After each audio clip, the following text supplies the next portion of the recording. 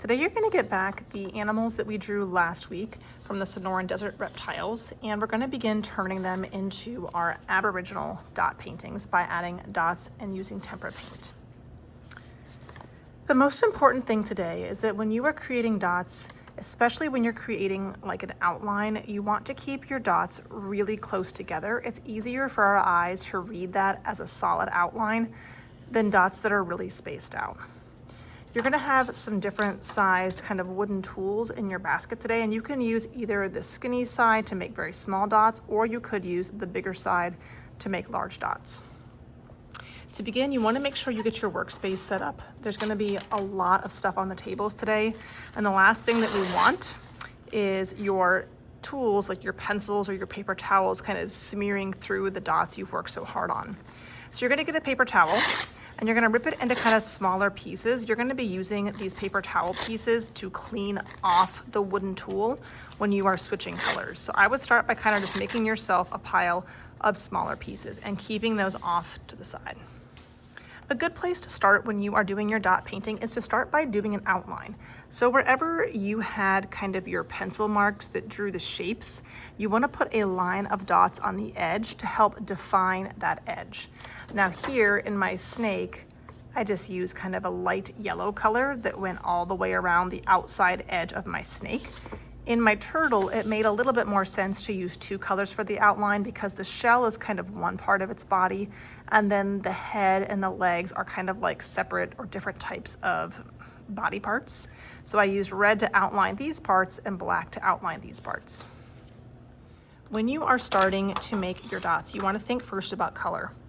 If you have a black background, there probably is not going to be a lot of places where black paint is going to make sense because it's not going to have very nice contrast. Same thing if I have a white paper, a white outline probably won't look the greatest because it's going to blend into the white background. So you want to make sure you're choosing colors that provide good contrast to help us see our animals. If you use the skinny side, you're going to get a very small dot. So I'm going to start with that. And I'm going to start probably doing an outline using really any color, but I think I'm going to use kind of this in-between color. I don't want to stir it up, I'm just dipping it in.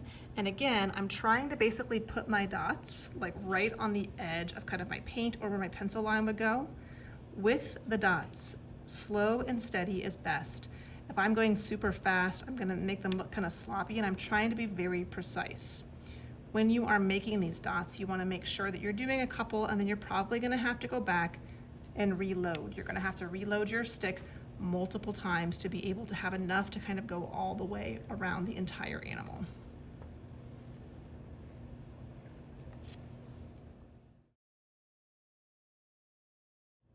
Be aware as you're working that if you're dragging your hands across your paper, you're going to end up smearing the dots. So it might be kind of a good idea that as you're working to continue turning your paper to try and give yourself some space to work without wet paint in your way.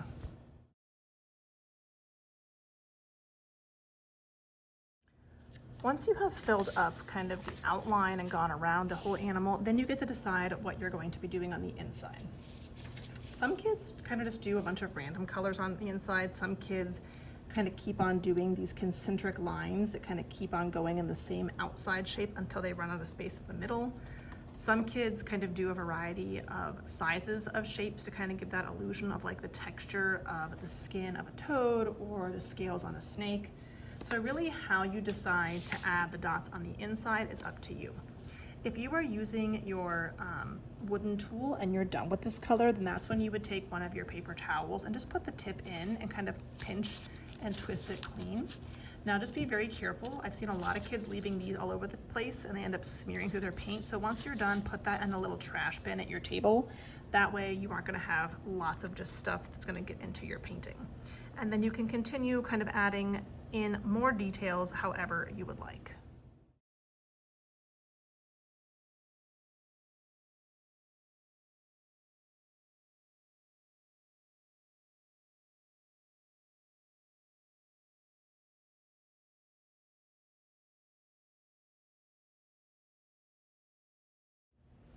Whenever you are finished kind of working inside your animal and you've finished all the dots that you want to do, it can be simple. There can be empty spaces left with no dots, or it can be completely filled with dots. That part's up to you. then you want to give some thought to your background.